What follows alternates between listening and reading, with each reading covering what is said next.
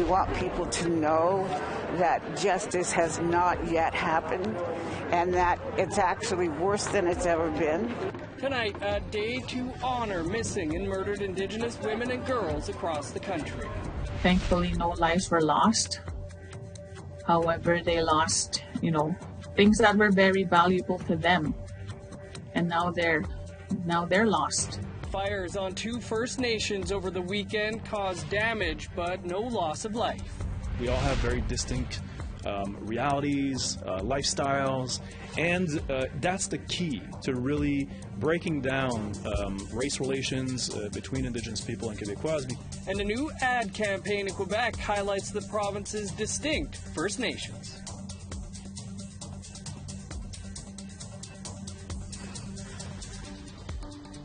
Good evening, I'm Dennis Ward. Welcome to APTN National News. Events were held across the country today to honor and remember missing and murdered Indigenous women, girls, transgendered and Two-Spirit people across the country. A large crowd gathered at police headquarters in Toronto for the 18th annual Strawberry Ceremony. It's the first ceremony to be held here since the start of COVID. Wanda Whitebird is a Mi'kmaq elder. According to her, the day of ceremony, Nanamid Nanondokwe, was created as a way to come together in prayer rather than protest. We want people to know that justice has not yet happened and that it's actually worse than it's ever been and that we need to get on it. Police need to get on it. In Vancouver, the 32nd annual March to honor murdered and missing Indigenous women and girls took place. An estimated 5,000 people, including family members, leaders, and supporters, marched from Main and Hastings on the downtown east side, where many women and girls have disappeared from over the years, many carrying signs and demanding justice. Some asking for answers as to what happened to their missing loved ones. Assembly of First Nations National Chief Roseanne Archibald spoke at the event. This treatment of our women is a long-standing problem with colonialism and those institutions of assimilation and genocide who devalued our people and who devalued our women particularly. And we see this intergenerational trauma reverberating in our communities still today. And it's important for everyone to know that not only do we suffer from intergenerational trauma, all of us, 100% of us, but we also have intergenerational strength. We also have intergenerational healing, and we also have intergenerational resiliency. And that's what this march is equally about. Wow, what an amazing turnout there in Vancouver. We will have much more on the marches taking place today right here on tomorrow's newscast. In other news, the inquiry into Innu children in provincial care continued today in Labrador with the timeline history of the Innu and the impacts of colonization. Angel Moore reports. The history of the Innu passed down generations. This timeline reflects the impacts of colonization. Annie Picard constructed the timeline, says the elders spoke at length about a Catholic priest. And also, there was one child that talked about when she missed school, the priest came into their house, and not only did he beat her, but he also beat the parent that was in the building, that was in the home. The Innu Nation called for an inquiry into the Innu youth in provincial care to find out what happened to their children. Language and culture was lost after children returned home from care, and 3 youth died by suicide. Today's testimony sets the groundwork for the historic impacts of colonialism and the Catholic Church and the Innu community.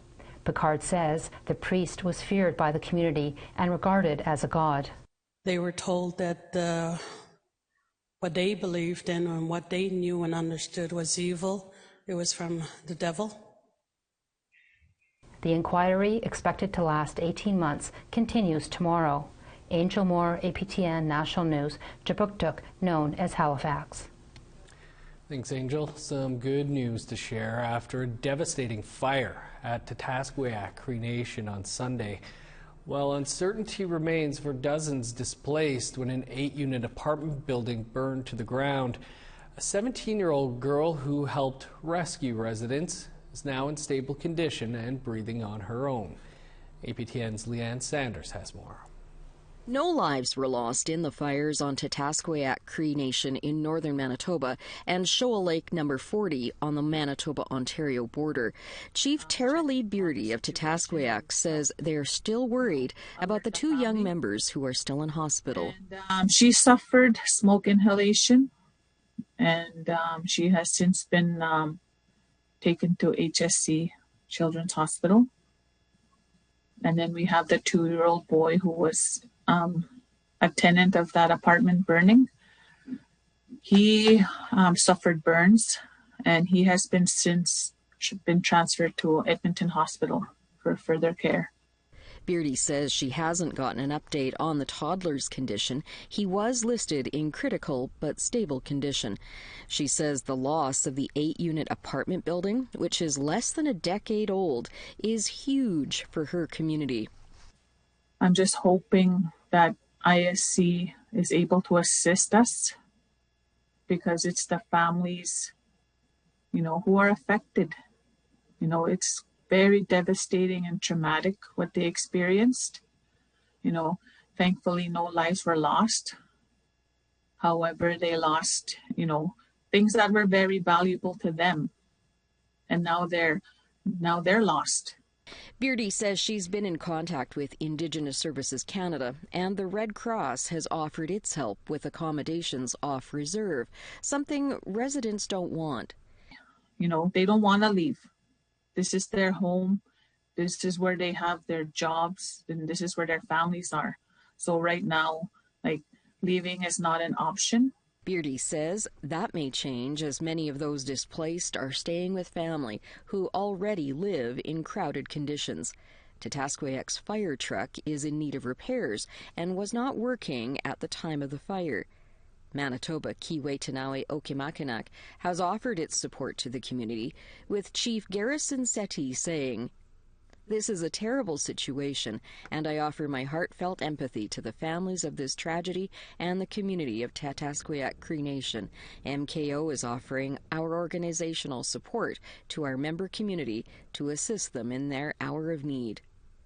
Meanwhile, a fire early Saturday morning in Shoal Lake No. 40, 160 kilometers east of Winnipeg, left about 30 people from 6 families without homes, according to a GoFundMe campaign. A 6-unit apartment complex was destroyed in that fire. No lives were lost, but 2 people suffered minor injuries. No cause has been determined for either fire. Leanne Sanders, APTN National News, Winnipeg. It's been nearly 200 years, but a headdress is set to come home to a First Nation in British Columbia. That story and more coming up after the break.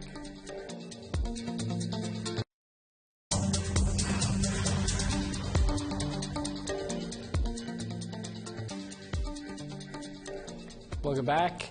The Quebec government launched a new ad campaign today. It's to introduce Quebecers to the 11 Indigenous nations in the province. Amelia Fournier has that story. I am here. Can you see me? We are 11 different nations. This video, directed by Mohawk filmmaker Sonia Bonspiel, is the first step in Quebec's Indigenous awareness campaign, something the province desperately needs, says Indigenous Affairs Minister Yann Lafrenière. C'est triste à dire, mais quand je fais ma tournée dans les écoles, j'apporte toujours la carte du Québec avec les 55 communautés, les 11 nations, et pour plusieurs, c'est un réveil. Alors j'espère que ça va faire la même chose. Moi, je vois ça comme une amorce. It's meant to help respond to one of the recommendations from the province's 2020 report from their Action Group Against Racism to educate Quebecers about Indigenous realities. The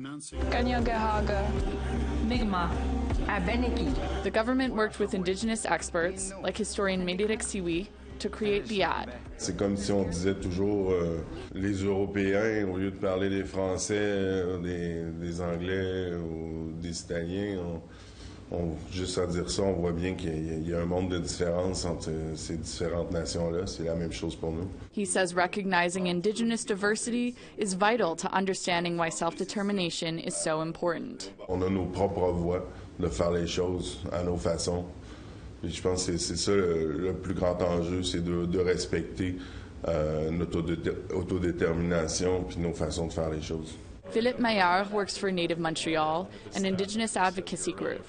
He says the campaign is also important for breaking down stereotypes. We all have very distinct realities, lifestyles, and that's the key to really breaking down race relations between Indigenous people and Quebecois, because treating us as monoliths, it kind of dehumanizes us, and the more we're close to our distinctions and our realities, the more we're actually able to work together. He says he was happy to see the government work with Indigenous people on a campaign about them, but there's a long way to go yet. I'm still very hopeful, but there's so much work that needs to be done, because at this point we still have to work out a lot of different tensions and issues and access to services, and that's really where the value lies. Now you see us.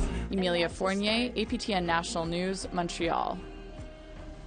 A 200-year-old headdress is close to home in northern BC, and the descendants of the chief who the headdress belonged to stress the importance of getting artifacts back.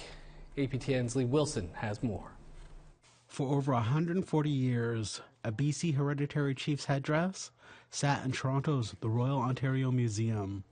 The 200-year-old headdress belonged to the Keowatachin, or chief, George O'Hoole, whose family holds a Keo, or traditional land, near Fort St. James in northern BC. It's an important cultural artifact, as it's connected to Dachau hereditary title, land, and governance system. The title of Keowatachin, which is George O'Hoole was a Keowatachin, is passed down from generation to generation. Jim Monroe, president of the Keo Society, has a goal to protect the family territory. He says 140 years ago, the headdress made it to the hands of the first resident priest near the territory. It was around the time of the beginning of the federal government's potlatch ban. When he gave it to Father Maurice, and Father Maurice somehow transported it, or had it transported, to Ontario. Monroe's wife, Petra O'Hoole, holds the title of Keowatachin. She is the great-great-granddaughter of George O'Hoole. It was only 5 years ago they found out the headdress existed and was at the Royal Ontario Museum. Their family traveled to see it. To the museum in Toronto, and first time we got to see it. It was amazing. And to bring it back here is like it's supposed to be here with my family.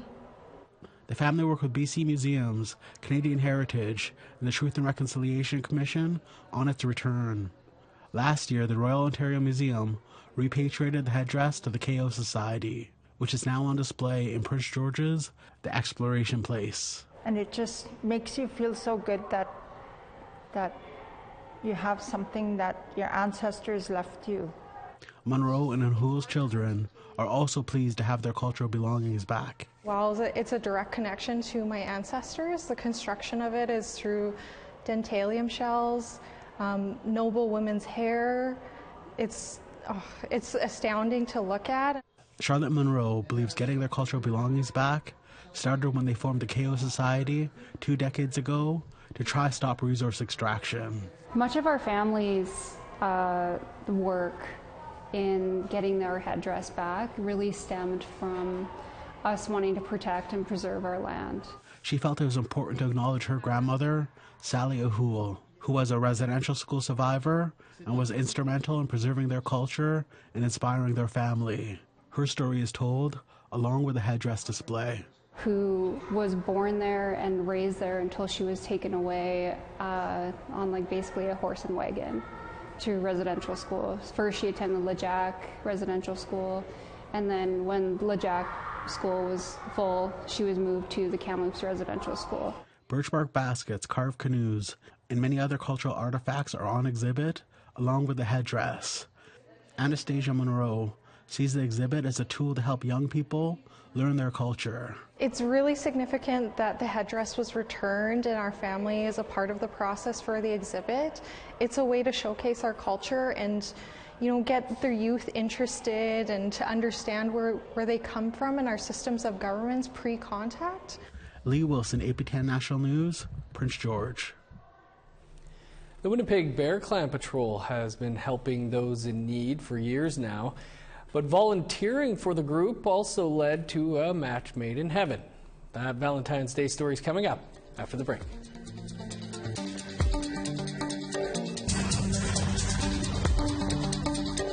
Welcome back.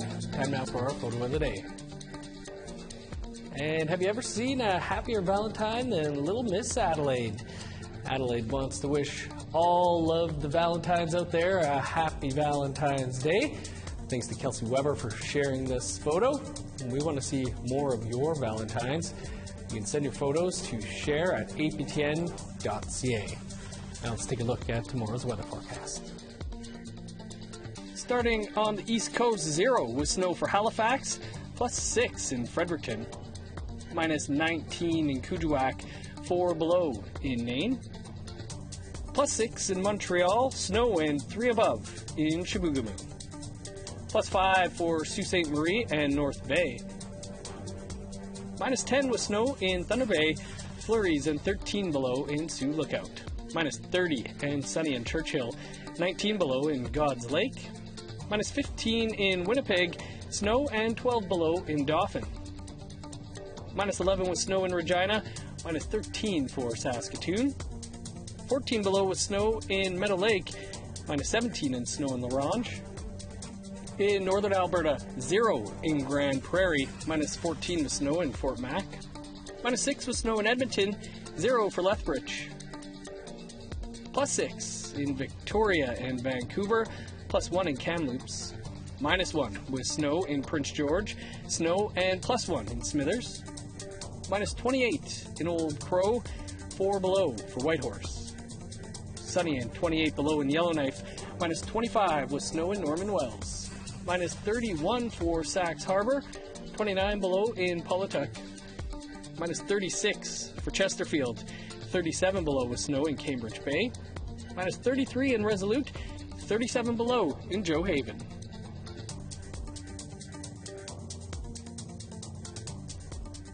They joined the Bear Clan Patrol in Winnipeg at different times, but with a common purpose, helping their community. But they ended up finding love. APTN's Leanne Sanders has their story for this Valentine's Day. After meeting briefly in 2020, it would be months before activists Melissa Normand and George Robinson saw each other again, their shifts walking with Bear Clan Patrol never quite matching up, until George put out a call for walkers on a Bear Clan Facebook page on July 31st, 2021, and Melissa answered. Two gentlemen from Fort McMurray that were doing a walkthrough for our 215 going to Ottawa, and I was like, who is this guy? What is he doing on our page? You know, because I've been a regular member for many years and know of everyone, and didn't recognize his name, and pulled it up and went, oh, it's him. But Melissa was cautious. I actually offered her a ride, and I kind of creeped her out, I guess. I shot him down. I was like, I don't ride with strangers. The pair took time getting to know one another. Melissa was busy with her animal rescue and Bear Clan, George working up north. But as fate would have it, they ended up falling in love. September 18th, I asked her to marry me, and we're married by February 11th. Yeah, less than 17 months. They're so busy with Camp Morgan at the Brady Road landfill, named for Melissa's cousin Morgan Harris, with the rescue and with Bear Clan. Melissa and George don't know when they'll have time for a honeymoon, but they're going on a special Valentine's date tonight to add ink to their matching tattoos. Leanne Sanders, APTN National News, Winnipeg. What a cute story. Thanks for sharing, Melissa and George. Happy Valentine's Day to you and everyone else out there. It was the first winter festival since COVID for a Central Ontario community. And Havelock, Ontario's Fire and Ice, has some Indigenous flair. including an opportunity to meet an Indigenous member of Canada's national women's hockey team. Here's Annette Francis with more. It's not every day that an Olympic medalist hockey player comes to your community. What's your name?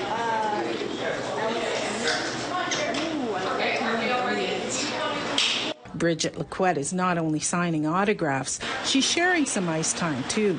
Lequette is a trailblazer. She's the first First Nations woman to play hockey for Canada in the Winter Olympics, and the first First Nations woman to scout for an NHL team, the Chicago Blackhawks. Lequette says it's a thrill to be here. It's fulfilling, and it's it's fun to be able to be in the position that I am in now, and to be able to make an impact on and give back to the communities.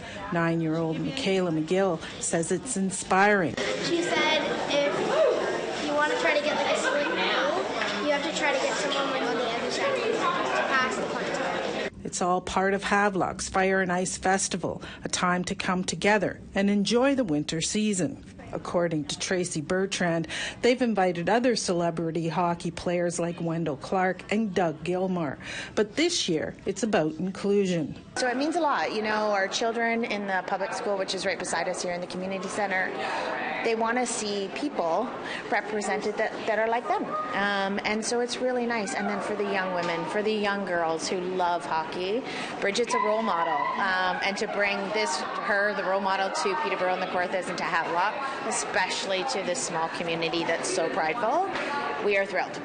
It wasn't all just fun and games. Lequette shared what it took to get where she is as an Indigenous woman. I kind of share throughout my story. I kind of share the obstacles I had to overcome, like the bullying, the racism, and then just having to move away from the community and like my norm, right? Because I grew up with all of my cousins, so having to get over that and just always being so far away from home. Lequette was also on hand for the grand opening celebration of the Outside events, which kicked off with Anishinaabe dancers Florence Oswamick and Kelly Marshall.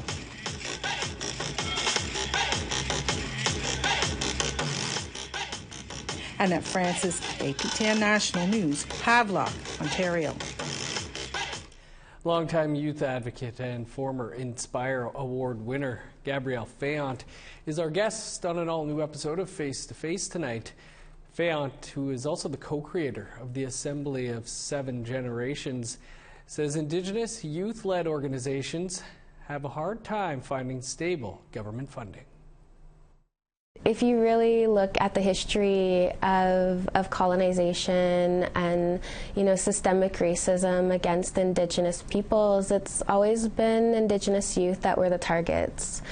From residential schools to the 60s scoop to current day child welfare, even police brutality and the overrepresentation of Indigenous peoples.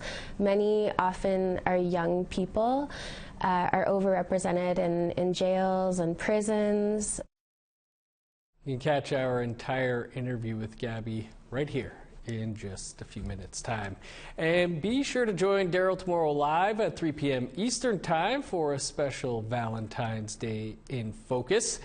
And as always, for much more on anything you've seen here, you can visit our website, aptnnews.ca. I'm Dennis Ward. Thanks for being with us on this Valentine's Day. Have a great night.